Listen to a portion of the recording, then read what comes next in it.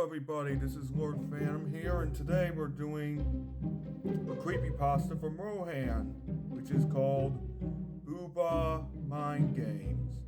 So before we get into this story, I would like you to subscribe, like, and comment before I film my evil agenda in newer videos. So yeah, thank you.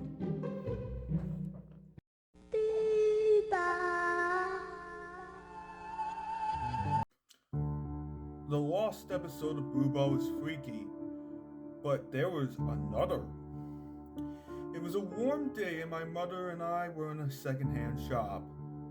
I went to the kids' DVD section and found a Boohbah DVD. It was Perping, Horn, and more Boohbah magic. The cover consisted of the Boohbahs flying around their world in a teal background. I was lucky to find something rare, so I went to find my mom and showed her the DVD. She was so proud I found something rare, I went to take it home. When I got home, I had a closer look at the DVD.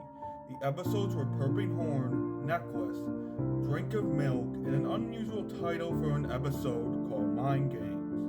I thought to myself, what do mind games have to do with a children's TV show? I shrugged it off and put the discs in the portable DVD player. The logos all played normally. It then took me to the DVD menu. It was almost like the covers with the Boohbahs flying around. I pressed play all to kick back and watch my new DVD. The first 3 episodes were good, but the last one, good God. The intro was normal, but it was nighttime. The child said Boohbah, but it had an eerie echo effect applied to it. The kids danced with the Boohbah unsupervised. Shouldn't the kids stay inside at nighttime? The parents would be worried for them. However, when the Boohbah landed on an empty grass hill, the Boohbah zone turned to shades of red and black. The logo still retained its color, but the backgrounds didn't. When the camera panned inside of the Boohbah's colors were darker than their regular color. The episode continued normally, regardless of the Boohbah's different fur colors. Once it went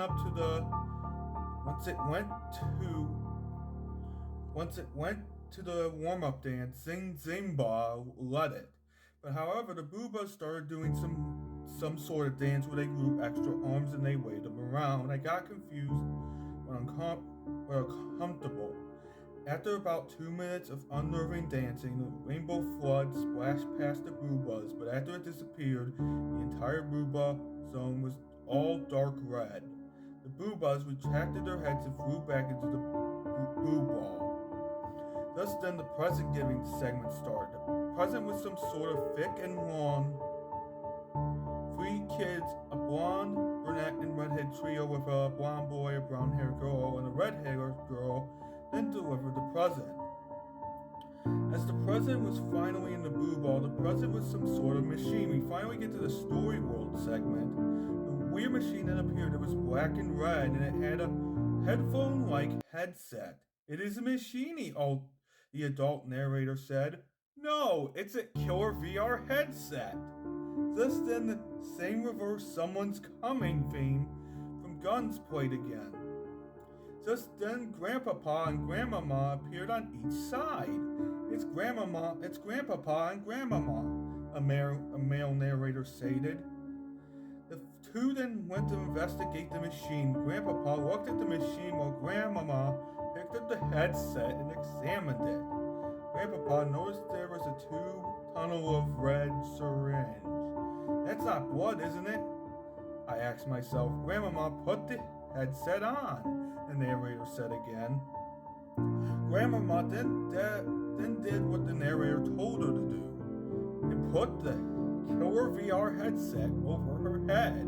Grandpapa pushed the button, the narrator stated.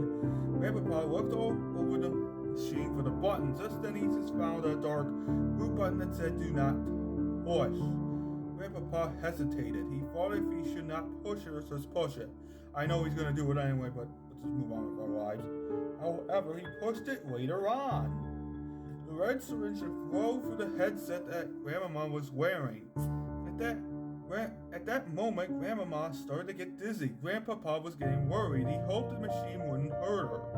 Just then, Grandmama screamed in agony. Her face was peeling and her eyes were rolling in the back of her head. What the actual hell is going on? I called out in horror. I never heard one of the story people scream really loud before. Brother and sister talked in guns, but this time I never heard a story person scream really loud. Grandpapa forced the headset off of Grandmama so she could breathe. Grandpapa said, "Grandmama, are you?" At that moment, Grandmama summoned a butcher's knife and pointed it towards him. Okay, this is fucked up. Use the brainwashing machine, Grandpapa. It makes you more stronger and more powerful, Grandmama said, her voice now sounding deep and demonic. Grandpapa ran with a shot all over every filming location from the story world while Grandmama chased him. As Grandpapa was about to jump into the water, Grandmama used her telekinesis and pulled him towards her. I know what that machine did to you. It brainwashed you. Snap out of it, Grandpapa shouted. Sorry, it's too much. Join me. Now you remind me of every villain that ever said that. I have to work with some of these people, you know. Just then, two figures appeared from behind Grandmama, and they were Haimbot from the other Lost episode, Darth Tubby from Galactic Battles. Okay, Darth Tubby has no life. Darth Tubby chuckled. Haimbot and I made a syringe to make you and your friends bloodthirsty monsters. We got the syringe for the Teletubbies' blood, Haimbot stated. No, you got it from your own blood. Grandpapa gasped, "You what?" "Yes, you heard me. It's time to say bye-bye," Darth Tubby replied. Just then, Grandmama pushed the knife through Grandpapa's stomach and grinded it up to his chest. He yelled in pain as Darth Tubby and Haimbot laughed. Grandpapa then fell to the floor and he had no pulse. Good, Darth Tubby said. Seems like our plan for today is done, and this guy is not Emperor Palpatine. Darth Tubby walked off while Haimbot flew off into the sky while Grandmama stayed there. She then lay down on the ground and cried over Grandpapa's death. Oh wait, what have I done? What have I done?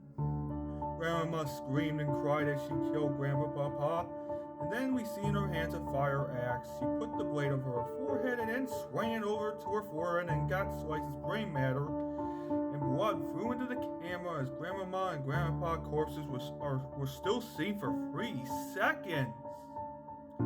It then showed the transition of colorful bubbles flowing, and I heard young children crying again. Just then it showed the Boohbahs dancing. They were performing one of my favorite dances, Lift Your Feet to the Beat.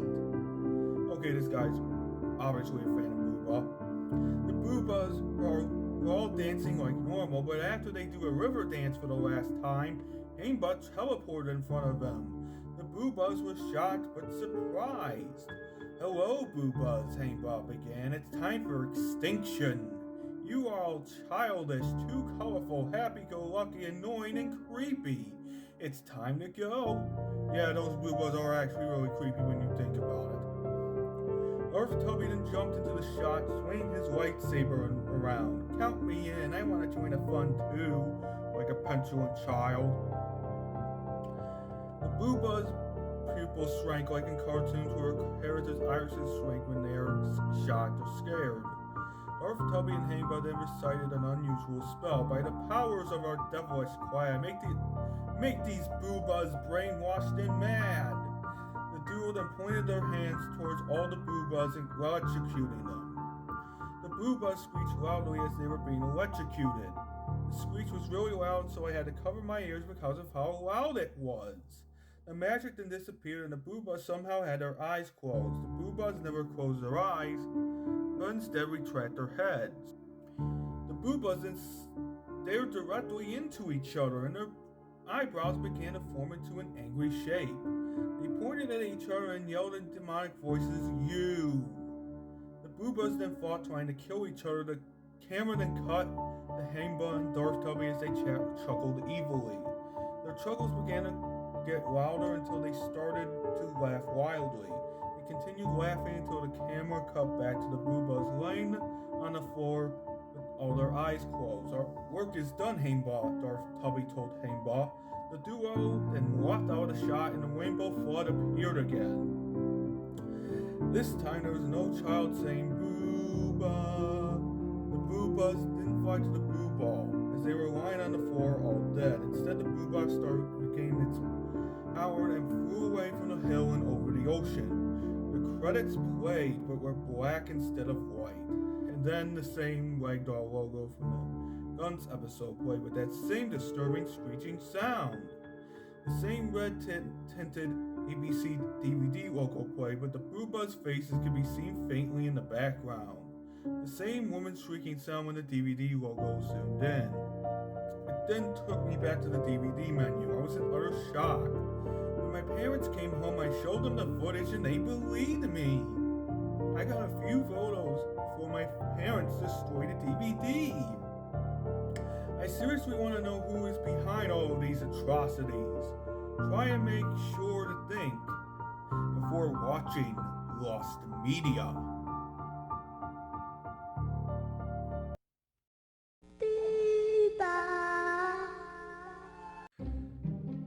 So what did I think about Boohbah Mind Games? This story was not really that good because of the sudden inclusion of Darth Tubby in the story for no reason whatsoever. And Hamba, that's understandable because it's his show. So yeah. The Killer VR headset was a pretty good addition, even though it was not really a Killer VR headset. And the stupid join me loop. I have to deal with shit like that from villains all the time. Even though I'm the master of all that is evil, I have to deal with shit like that nearly every day of my life. And guess what? They just don't stop. So yeah, it's just... This story, it's kind of in the middle for me, like a 5-ish or 4-ish. It's a 5, everybody, it's a 5. It's not as bad as its predecessor, but Rohan needs to work on his grammar a little bit because I know some very weird grammar problems in there, and the story is not really that scary. Well, actually, it is that scary. It is scary, you know. I do like the addition. So yeah, not as good as episode 105 though, but not really. It was still not really that good, but it was good. But hey, you tried your best, and that's what I'm going to give you credit for. So yeah, by the time this video comes out, it's probably going to be midnight. So I'll see you guys in January for season 4 of War Fan Reads Creepypastas. And the next story we're going to read is Mario 64 Full Reset. So yeah, I am War Fan, the master of all evils. And if you would like to subscribe, like, and comment, that would be appreciated. Thank you.